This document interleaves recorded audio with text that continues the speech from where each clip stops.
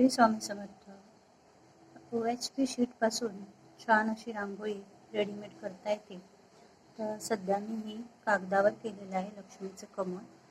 आणि त्या श्रावणामध्ये अशा OHP शीटच्या रांगोळ्या खूप केल्या जातात.